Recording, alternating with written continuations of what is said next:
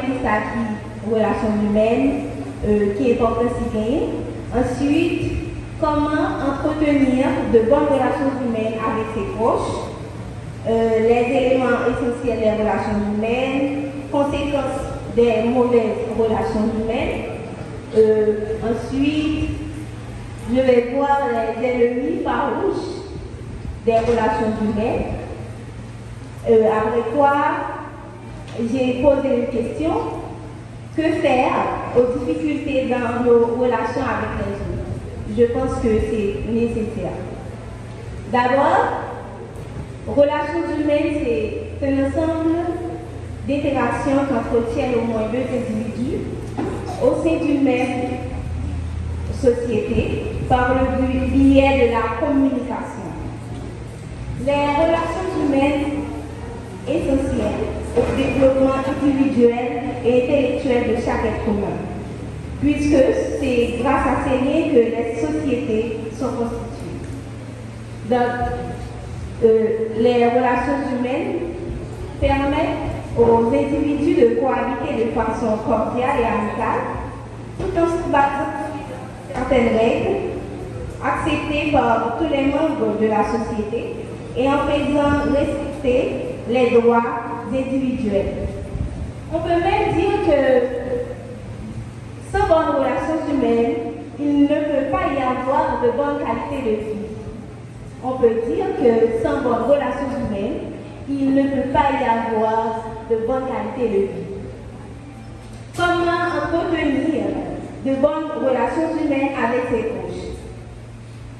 Donc, pour entretenir de bonnes relations humaines avec nos prochains, je pense qu'il y a des règles, il y a une façon de faire. J'ai élaboré quelques éléments. Par exemple, il faut être sincère. Ce n'est pas pour que vous gagnez dans l'entourage ou supposez sincère avec tout ça que vous pour faire. Il faut faire confiance aux autres, parce que c'est important. Il faut être et donner des nouvelles régulièrement. Sans la communication, il n'y a pas d'amitié. Sans la communication, il n'y a pas d'amour. Sans la communication, rien n'est possible. Il ne faut pas parler que de soi-même. Il y a des gens qui aiment parler d'eux seulement. Par exemple, on a des amis, ils ne peuvent jamais faire leurs amis. Ils ne peuvent jamais dire amis belles. Ils ne peuvent jamais dire entourage que nous c'est seulement de tête qu'il a parlé. On a toujours voulu comme si tout le monde a chouchouté toute journée, dit aux belles, sans leur parler que l'autre monde qui est bon côté ou a besoin de ça.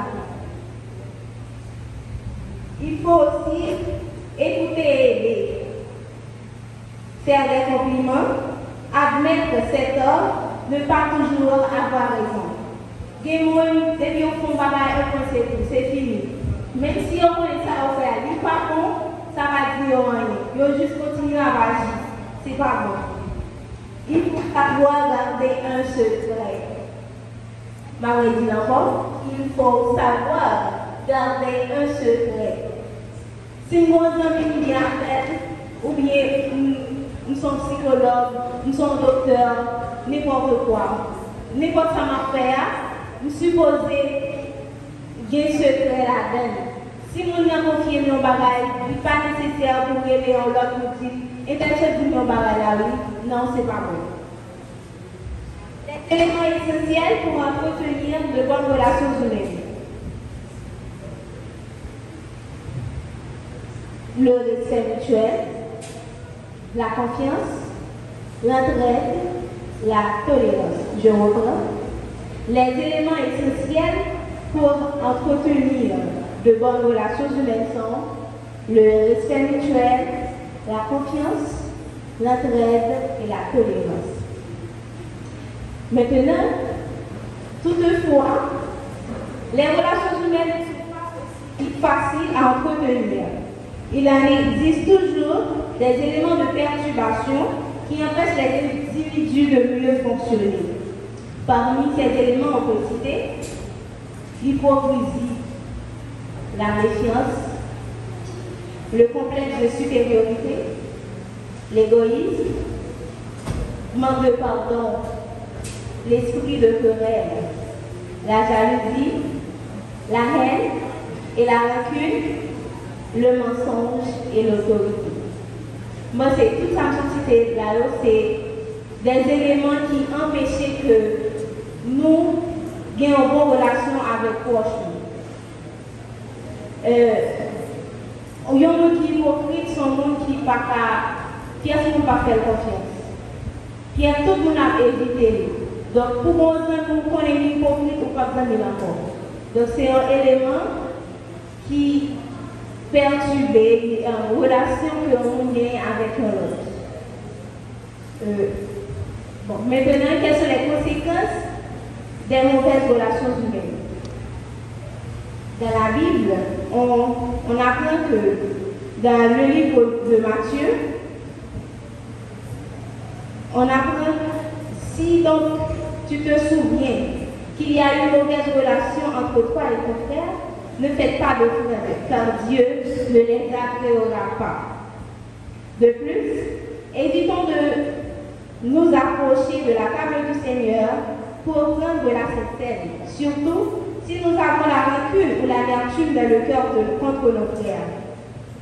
1 Corinthiens, verset 11, 27 à 32 dit que, qu'en prenant la cécile de façon indigne, nous nous exposons à des maladies, à des infinités et même à la mort.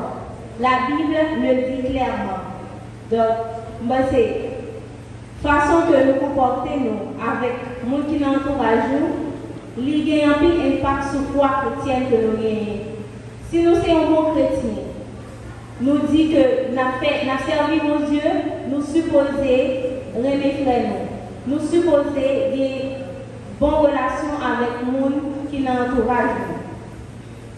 Maintenant, puisque c'est évident quand même, parce que nous sommes là, il est possible pour que même frères nous, même maman nous, parfois ils sont compte avec nous.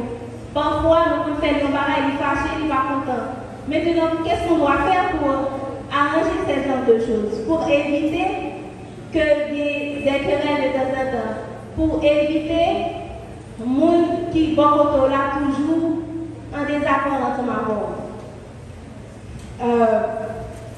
Problème, conflit, mésentente, il y a très fréquent dans la relation que nous gagnons avec le monde. Et même évident. Et pour les surmonter, qu'est-ce qu'on doit faire? Premièrement, je pense qu'il faut essayer de comprendre ce qui se passe. À quoi vous êtes exposé? Pourquoi vous posez des questions? Qu'est-ce qui ne va pas? Pour qui ça, frère Léo, dans votre affaire, qui ça va marcher? Essayez de poser des questions. Ensuite, ce qui est nécessaire, c'est garder tout comportement que vous avez gagné ensemble avec James, qui fait ne pas parler à vous. Cherchez pour qui ça, essayez de garder dans la conversation qui est plus récente, qui ça qui va marcher. Ensuite, il faut s'oublier pour chercher une entente. Parce que, quelqu'un qui dit moi-même, pour qui ça me va parler à l'intérieur, ça va aller tout le monde. Mais non, c'est vrai que vous connaissez une grande valeur, vous connaissez que c'est important, mais dans mon entourage, même il est important. Amitié que vous avez ensemble avant, il est très important aussi. Donc, pour nous capables toujours qu'il y ait des relations, ce n'est pas dire moi je suis trop important, donc je ne peux pas faire ci, je ne peux pas faire ça. Il faut s'oublier pour avoir une entente.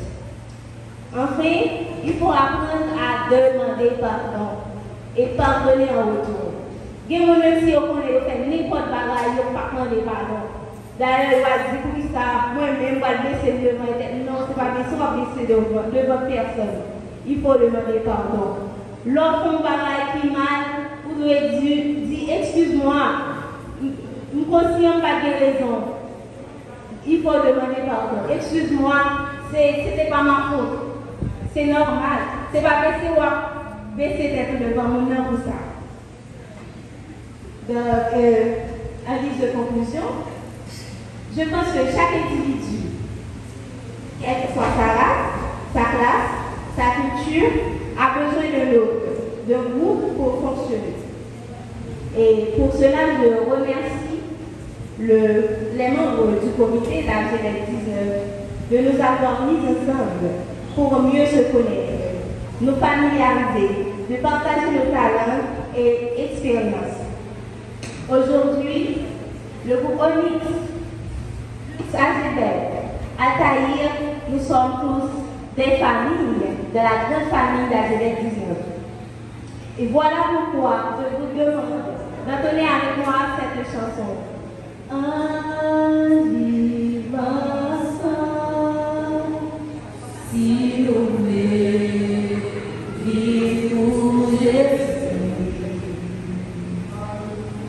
Et c'est nous ensemble pour nous servir.